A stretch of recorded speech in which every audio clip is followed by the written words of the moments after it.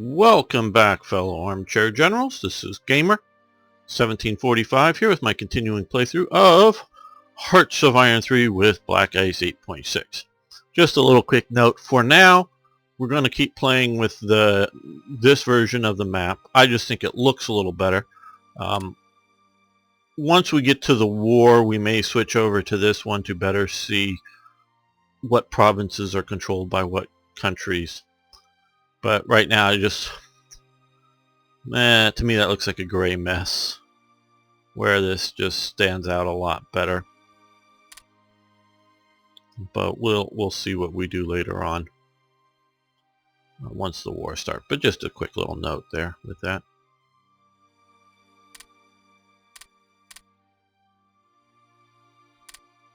No, that's too fast. Oh. Okay.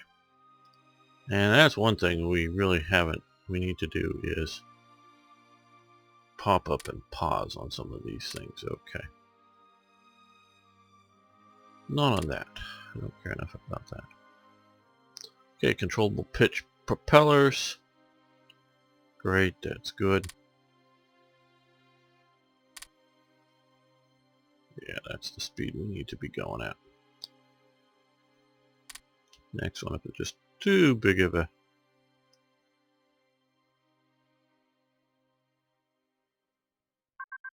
speed. Okay, machine gun focused advanced. Good, and that one is more than just a one and done, so we need to stop it. We have a bunch here that we'll get to, so I'm not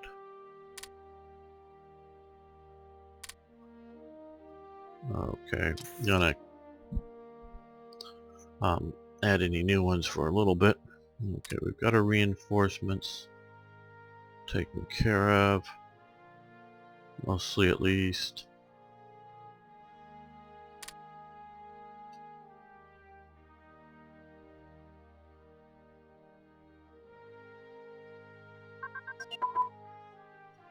And this is, for some reason, some of the text here. Which one is it? Okay, standard infantry branch upgrade to 3. I think that one grays out, but let's check and make sure. Yeah. Until we research enough of this other stuff. We won't be doing that until 38.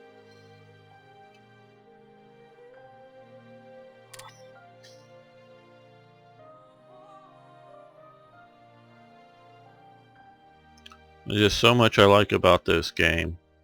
There's so much I like about Hearts of Iron 4. I just really love to put the two together.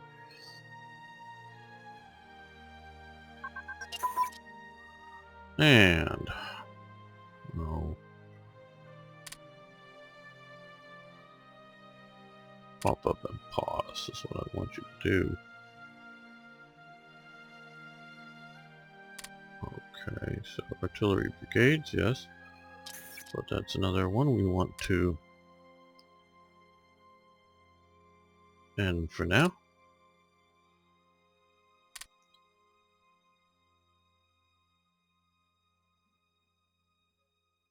I guess we can leave that up for the moment. Well, don't know if there's enough messages. Probably not. Hold it, let's see. What does Italy want? Okay.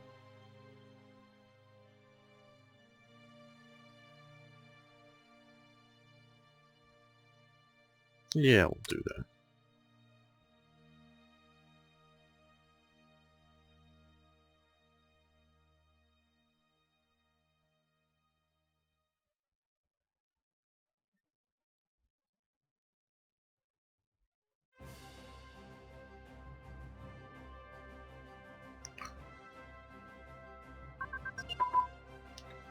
Okay, yeah, that just, for those of you who don't know,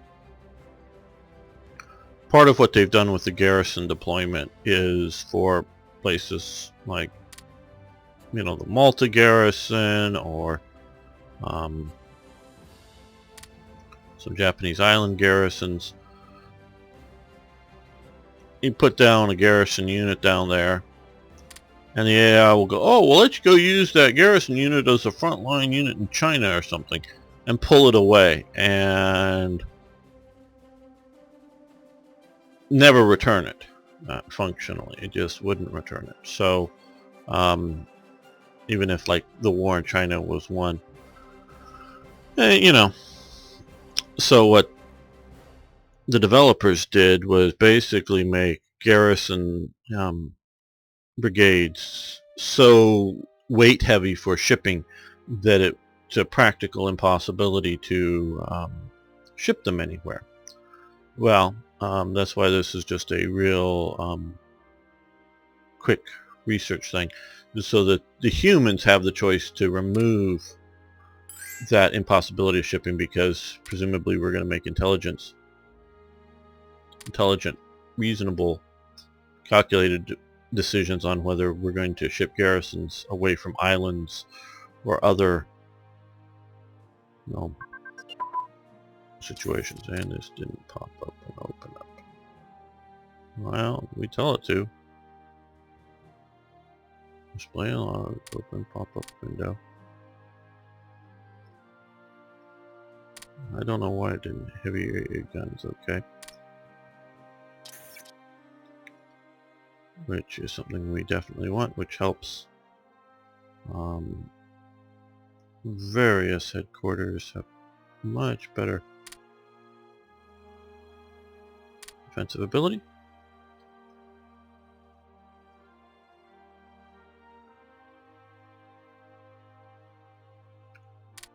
I'm sure many of you are also aware the other thing they tried to do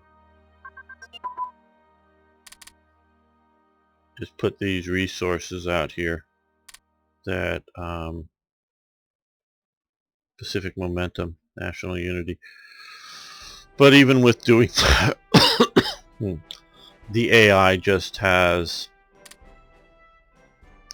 still not responded well to it.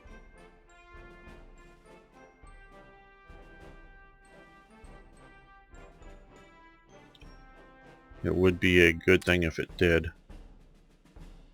I think it's something that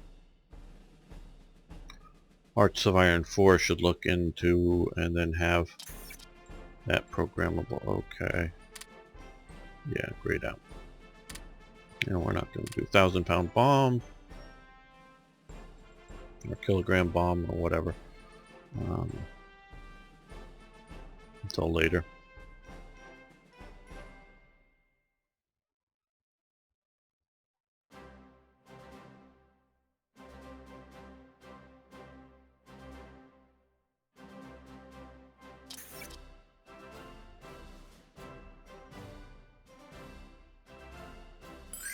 We're not yet down to... Okay. Trade offer with Hungary. We give them money for fuel. No. We don't want to buy fuel.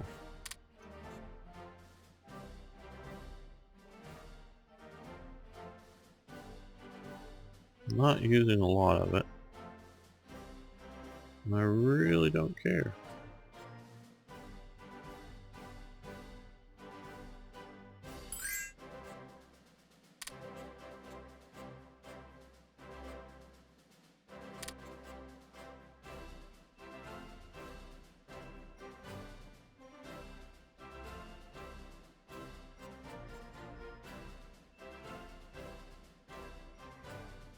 Yeah, I'm tempted. Let's do this.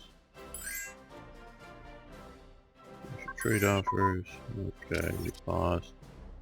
So, money for fuel, money for fuel. Venezuela, no, we don't need to trade with Venezuela. AVF tracks. That's this.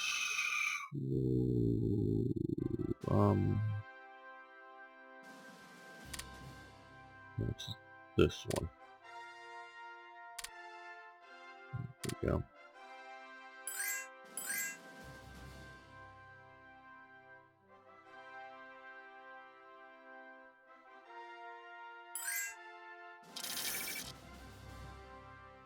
Okay, Yugoslavia. Money for fuel. Money for fuel, no. Okay. this is a very important facet. We've talked a little bit about this before, so we're not going to go into too much detail. As they were reorganizing Germany, as we talked about, with all the different crazy political boundaries left over from the Holy Roman Empire, as they were doing that, they also reorganized things within the party for the NSDAP, and as very much as I said, the Hitler and the Nazi rulership was done by compromises. So this wasn't like the Stalinistic era of secret police running around, or even to the extent as I understand it, within like East Germany with the Stasi, everybody informing on everybody else. Though as time goes on, they get more and more worried about being informed on for some offenses, and there is more and more fear, but it's never to the level of some of the other communist type regimes. That's my understanding of it. Now, if you're a suspect group, though, communists or you know, other sorts of political ideologies or something,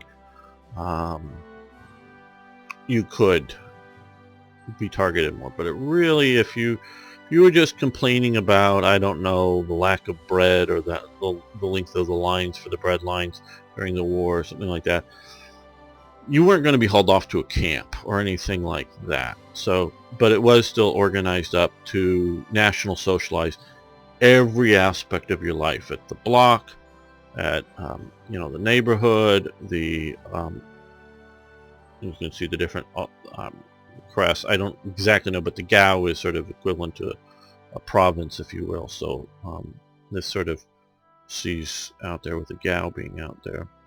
Period sort of picture of how they organized up this and publicized it. So we gain a lot more organization and popularity. Fresh Sender Paul Lipkow, Berlin. This is TV. Like those of you played, of course, know that they had TV back then, which isn't commonly known. Now this is just Berlin area, or Greater Berlin. They also had they set up mainly for the Olympics, and I don't know that they stayed around, sort of theaters, like for a motion picture theater kind of thing, viewing rooms to watch rather large screen televisions of what was going on in the Olympics live. And you can, I think the links are still good on the web, on the YouTube channel. You can go down, find some of the links to some of the historical films and other things referenced here. You can see Ursula, whatever her last, Pratschnik, started the day by saying Achtung, Achtung. You can hear her voice as she goes through that. Every morning she did, or beginning of the day. So that, okay. Seabad Pora, yeah, I don't want to go into too much of this, but this is part of, you can see the hammers and the cogwheel up there. Part of the, the carrot element of National Socialism,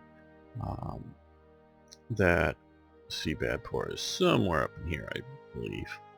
And that building is still there. It's a monumental building that never got completed because the war started. But big holiday camp for the daft.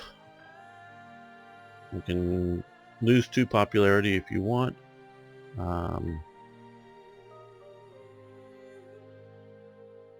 Or we can pay for it and regain popularity and lose until May 13th. So, we're just a few days. So we're going to lose a little bit of resources and do some IC briefly. Another thing we're not, the NS Ordensbergen. This was a training center for, and there was a total of 4 of them at some point being set up. I do believe that this is the biggest one, to train the elites of the Hitler Youth movement, and of the numbers of boys that could go through this. I'm sure this is less than 1% of the Hitler Youth could get in, go through this academy, if you will, and add some leadership to some provinces that where some of these different academies were located.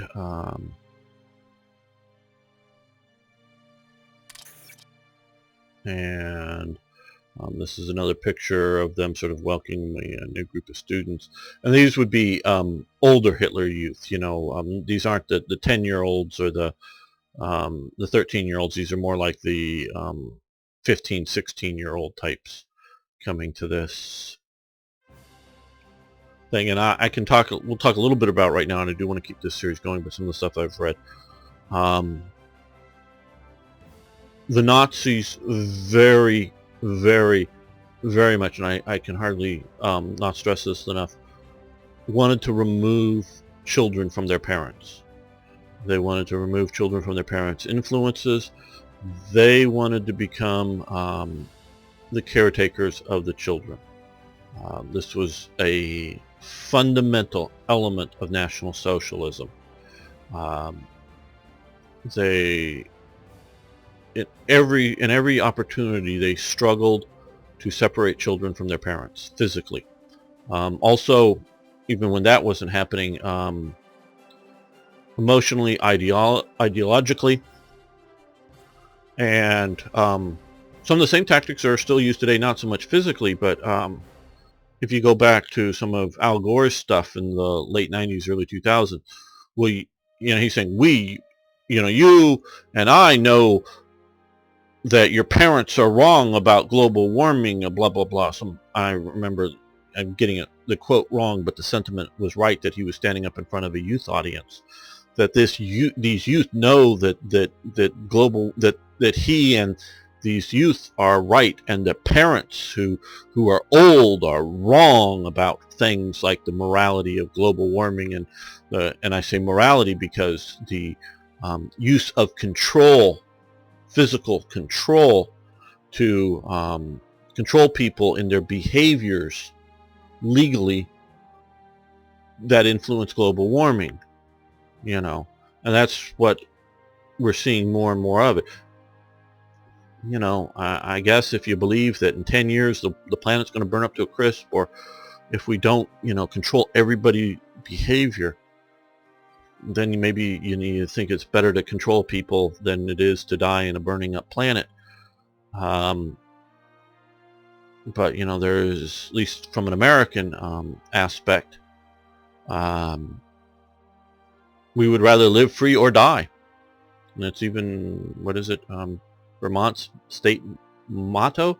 But we've got to control plastic bags, and we've got to control legally and make them illegal to give out, and make all these things illegal. We have to control behavior. We have to control that you put certain trash things in a recycling bin, and paper in one and metal in another, and the other trash is here. You must separate it out legally, or we will fine your behavior. I know I'm going a little political and modern here, but to the degree, it's nowhere like, oh, well, you're Jewish, we're going to go off and kill you. But that's where the Nazis started too. They started at the very sort of liminal edge of things, of control. And if and American youth aren't my generation. They agree. They're no longer free people.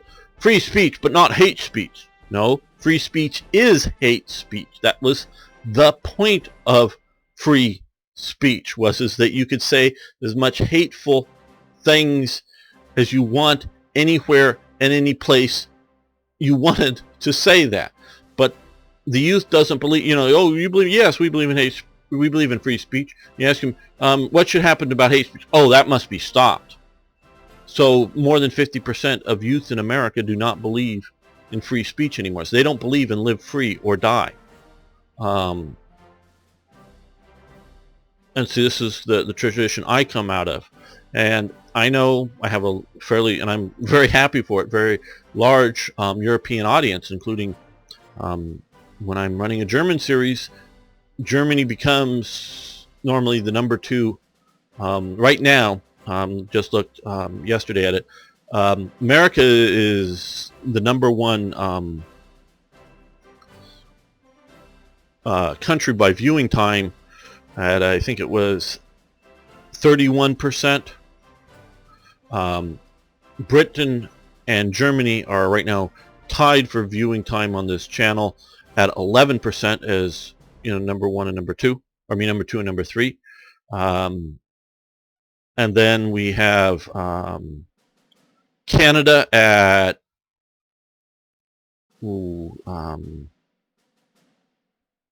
like 8%, I think it was. And then Sweden at like 3.4 or something is the next biggest audience for this channel. So you get about 40% if you put Canada and the US for North America together. And then we have viewers in Australia, for some reason. And now I don't know whether it's well, I know I've digressed a lot, so I might as well digress a little bit more. YouTube presumes that people in California would be more interested in my videos than people in New York. So for recommended stuff, they do it more local, and in the U.S. sense, and maybe in the European sense, a bit more national, not just language based, but show it. But if people say in Germany start watching my videos a lot, they'll start recommending it to other Germans. So that's part of the reason why through the of course Hearts of Iron website got a bunch of you people from different parts of the world, so I have a much more international audience than some people would have. But one thing I find is interesting is New Zealand. I have very few, and there's a fair number of Australians who watch this, but I have very few New Zealanders watching this. And we go, oh, there's hardly any population. Yeah, but I have a significantly larger viewership in Vietnam than I do in New Zealand. So Vietnam is not known for its English-speaking population. So we can sort of like go, wonder why that is, that New Zealand has so few viewers. And I do think it's a, fairly technologically advanced country to have internet people and on the internet.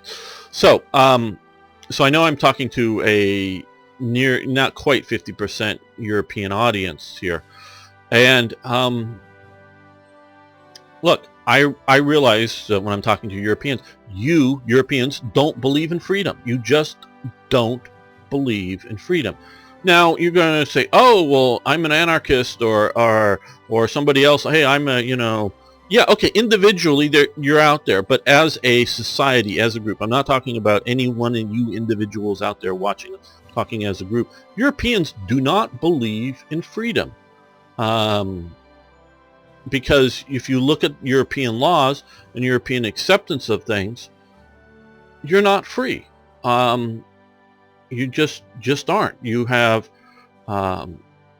so many, whether it's socialized medicine, so many other government obligations that they tax you so heavily. Now then they give it back to you. Yes, it's not like evil King John who's trying to miserly squeeze every last little bit of money out and then build palaces for themselves. No, it's not that.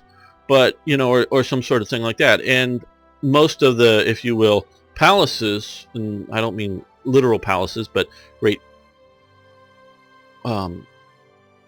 modern governmental buildings are building things like airports for the people to use. It's not a selfish thing, but you just look at it, and like in Britain, I still think you have to. If you have a radio or a television, you have to buy a license. The government licenses you to own the thing. That is just so anti-American that you have to have a license to own a thing. And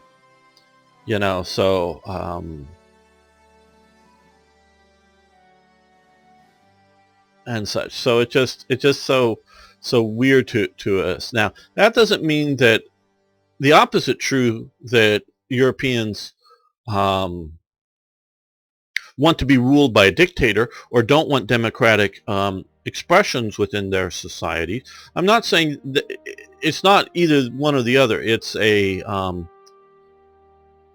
mindset that it's a community mindset. It's a consensus mindset, and it varies from country to country. And so I'm talking obviously in broad generalities here, but that so within America and the global warming thing, we sort of, much of us, maybe older people, but also people living in Texas and other places, we go, you mean driving my SUV or burning the trash outside is going to destroy the world?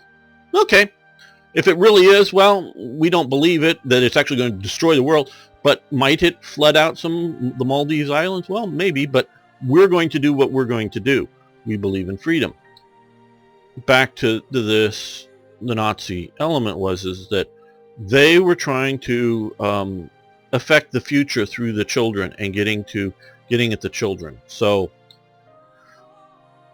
they very much, through the Hitler Youth and both the boys and the girls, worked to discredit their parents and any sort of teaching from their parents, in that they knew that the kids knew better than their parents, going through the Hitler Youth programs, even when they're still living at home. They very much tried to move education to the state, where before this, education was not always in the state. It was often in religious schools. So that they were really sort of trying to separate them that way. And through, this is the Ordensbergen, was sort of the elite academies of this, that they were really trying to shape the minds and the consensus of the youth of Germany. And it was a core fundamental element. They wanted to break up as much as possible, I really believe this, the family structure. Now you can also look at, there's various, there's a lot of very pro-family, reproduce yourself propaganda within the German movement, and then there's the German motherhood movement, which sort of does to some degree run counter to this. And so that you very well could, and I'm aware of this stuff, look at conflicting messages out of Nazi Germany. And what I would say to that is, Nazi Germany, as it was set up by Hitler, was a conflicting organization, in that you had multiple organizations that had jurisdiction over the same thing, and the organizations would often fight and struggle amongst each other for dominance, and Hitler set it up that way so that the dominant organization would sort of win and take over, not necessarily take over the other organization on all cases, but take over functions of it. So who is doing it better? And so there's, throughout its the Nazi life cycle of its existence, of the state, there is constantly conflicting messages, because we can, the more I read, the more I know, and the more I 100% agree that National Socialism was going to, at its fundamental core, remove Christianity from Germany. But then you can look at the German Nazi Christian movement that died out very early because it was mainly a Protestant thing, but a lot of the church hierarchy just rejected it. And although it stayed around through the period and in an existence as an organization, it was basically a failed Nazi organization and was, not supported by the state much after 35 maybe, the sort of the Nazi Christian Church. And Nazi Germany, after sort of the end of 1941, again starts re-embracing, generally speaking, the various German Christian churches. One, because, and particularly in the Catholic, but all the German Christian churches really liked the fight against the atheist communists, so they supported the war in the East ideologically. So they thought that was good. And two, it was a support mechanism for both the home front and the battle front. For I know I don't want to. I'm just pausing myself here. Didn't really want to pause this series so much to talk about this, but I just sort of got onto this, and we'll talk about it some more.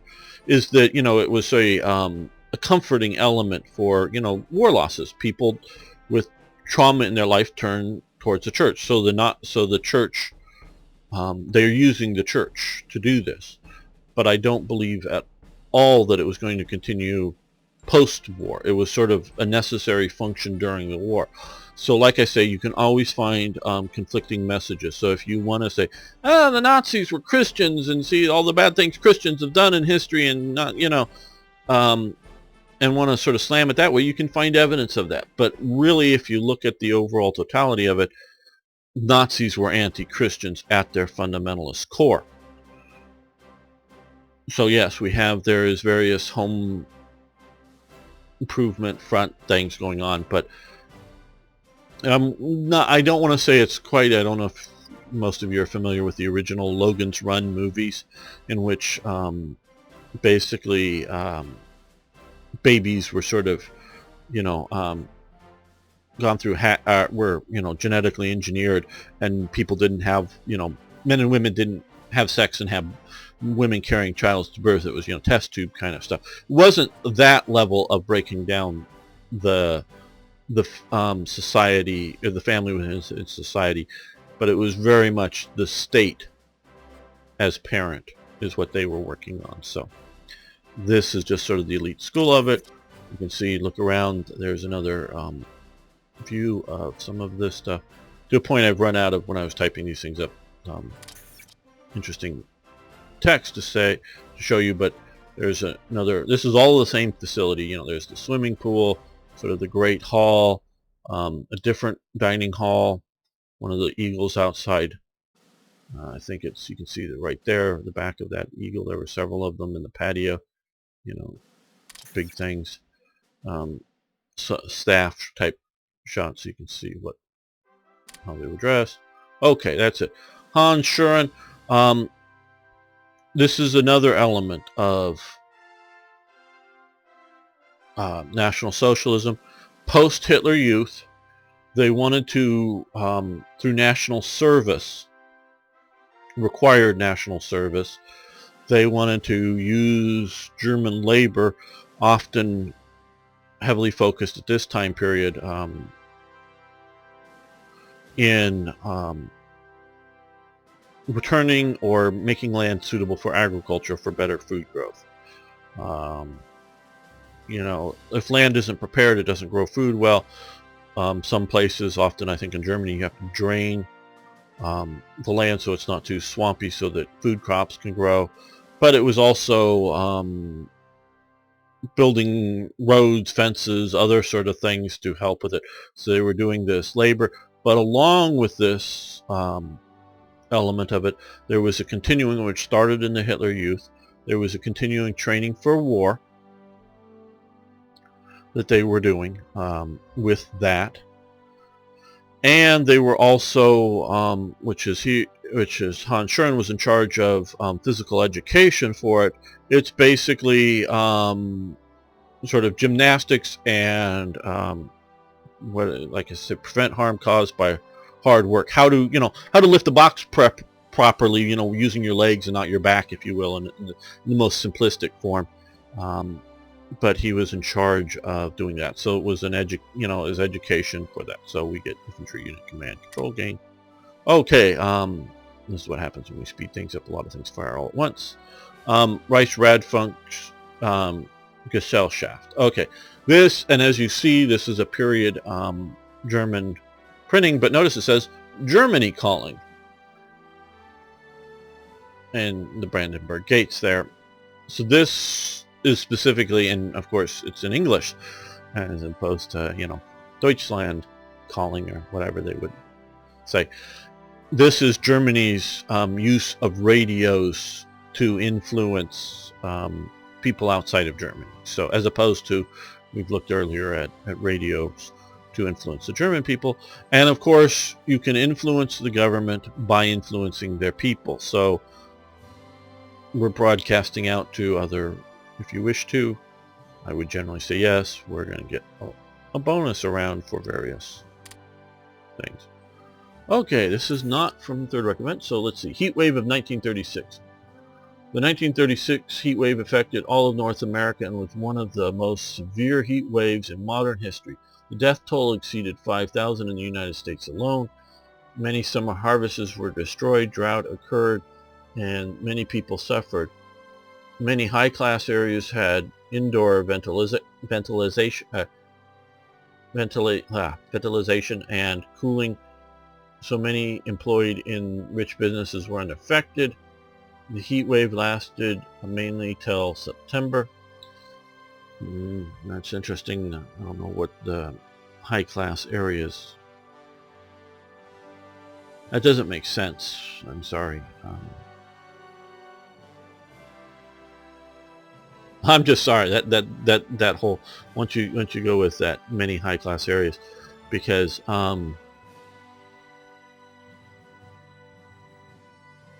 there weren't any, if you will. High class in America is sort of it's a different way of looking at things that would be used. Would be a fancy hotel would be high class, but you wouldn't have an area that was overly high class, because America, you know, and if you're talking about a few blocks or a few areas in New York City or something, yeah, but that doesn't compute to anything really. Rich businesses were unaffected. Many employed in rich businesses were unaffected. I'm sorry, whoever wrote that is either doesn't understand America or is overly influenced by Marxist thought. Now, again, they may be whoever wrote this may love capitalism and whatever, but if you knew the conditions that people worked under then, air conditioning did exist then, but it was extremely rare. I, for a long time, worked in a building that was there in 1936 in Long Beach, California, a high-rise building there that was around in 1936. And unlike a lot of modern office buildings, the windows would open. Like you can see here, you know, the windows would open. Those are open windows. In a way, very much like the buildings that we're seeing there. I worked in one of those buildings, and so you could open the windows, but it wasn't rich business. It was an office building versus a factory floor, you know, so meaning you didn't do physical labor in the office building. But other than opening a window, literally other than opening a window, there was no difference from working anywhere else. And so summers it would get hot, and I did that for years. Now, by the time I worked in it, you had literally a window, you know, stuck up in here, a window air conditioner, which I had for my office. Oh, you know, that would blow in cool air and keep me cool, but that, you know, a modern adaptation, but there was no centralized cooling. And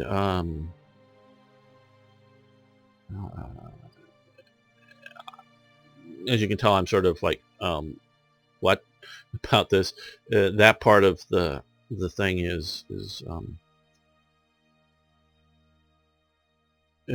not right, and so rich businesses and I also other major been in and out of other major buildings, including what would be the some of the highest class business buildings around at that time, um, in greater Los Angeles area. Been in them, known a few of them quite well. Some of the richest insurance or bank buildings that were around then, and they're no different. They just have windows that open, and so that's BS. Yeah, and if you're by if you're working in a steel mill with molten heat going around, it's obviously going to be a hell of a lot hotter. So yeah, absolutely. But that's BS. Not that there was a heat wave, but just what that part of it was. Okay, what's the effects? Okay, USA, Canada, and Mexico. Okay, now interesting. But of course, the other thing is good thing there wasn't global warming then. It would have been really hot.